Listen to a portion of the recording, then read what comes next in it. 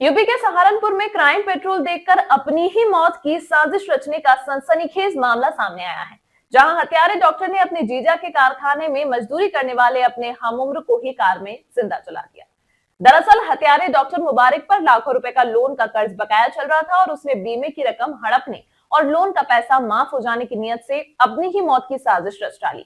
जानकारी के अनुसार 23 दिसंबर को थाना कोतवाली देहात इलाके में बिजोपुरा नहर के पुल के पास एक जली हुई मारुति 800 कार के साथ एक व्यक्ति का जला हुआ शव मिलने की सूचना मिली।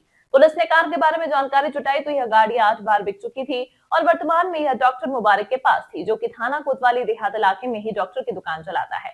इसी के साथ कार में जलाए गए व्यक्ति सोनू के परिजनों ने थाने पर पहुंचकर तहरीर दी और बताया कि सोनू गायब है और उसे आखिरी बार डॉक्टर मुबारक के साथ देखा गया था। जी सर, क्या पूरा मामला है जो गिरफ्तार हुए हैं व्यक्ति ने अपनी मौत की साजिश रची है और उसमें एक युवक की हत्या की है? क्या पूरा मामला था, किस प्रकार से युवक संपर्क में आया और कैसे इसने उसकी हत्या की? जी हाँ, कोतवाली देहात क्षेत्र में बहुत रोचक घटना हुई है, जिसमें 23 तारीख की सुबह ये सूचना मिलती है स्थानीय पुलिस को कि बिजोपुरा नहर के पास एक गाड़ी है मारुति 800, वो पूरी तरह से जल गई है। उसमें एक व्यक्ति बैठा हुआ है, वो भी पूरी तरह से जल चुका है। वहां पर तुरंत हमारी पुलिस टीम पहुंचती है, फॉरेंसिक टीम पहुंचती है, गाड़ी में से डेड बॉडी को निकाला जाता है। उसके बाद इस गाड़ी का जो प्लेट पे नंबर था उससे गाड़ी ट्रेस की जाती है, तो पता चलता है गाड़ी ओरिजिनली कोई कानपुर का ओनर है जिसके पास ये गाड़ी जिसके नाम पे रजिस्टर्ड है। उस गाड़ी को जब हम ट्रेस करते हैं तो पता चलता है गाड़ी 8 बार बिक चुकी है आगे, और अभी रिसेंट में 2-2.5 महीने पहले डॉक्टर मुबारक नाम के व्यक्ति ने ये गाड़ी को खरीदा था। इसके बाद ये जब पूरी तफ्तीश चली रही होती है तभी एक सोनू नामक व्यक्ति है, उसके परिजन आते हैं।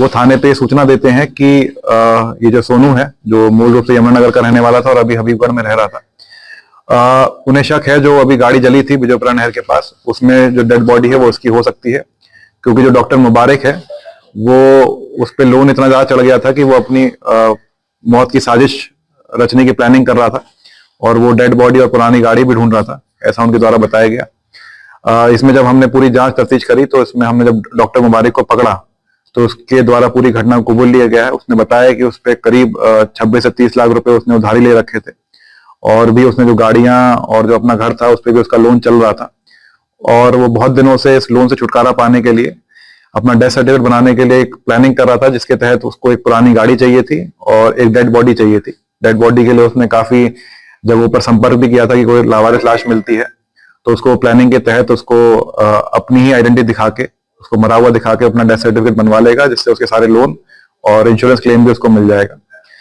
और इसी प्लानिंग के तहत उस दिन भी जब इसको डेड बॉडी नहीं मिल पाई काफी प्रयास के बाद, तो इसकी सोनू से बात हुई। सोनू को ये पहले से ही जानता था, क्योंकि उसके बहनोई के कारखाने में, जो डॉक्टर मुबारक है उसके बहनोई के कारखाने में काम करता था। कभी कभार ये उससे पैसे मांगकर शराब भी पीता था सोनू। तो उस दिन ये 22 तारीख की शाम को एक ढाबे पर पहुंचता है जहां सोनू उसको मिलता है। दोनों साथ में खाना खाते हैं ढाबे पर। उसके बाद फिर इसके दिमाग में उसको शराब पिलाने की स्कीम आती है, उसको ठेके पे लेके जाता है, शराब पिलाता है।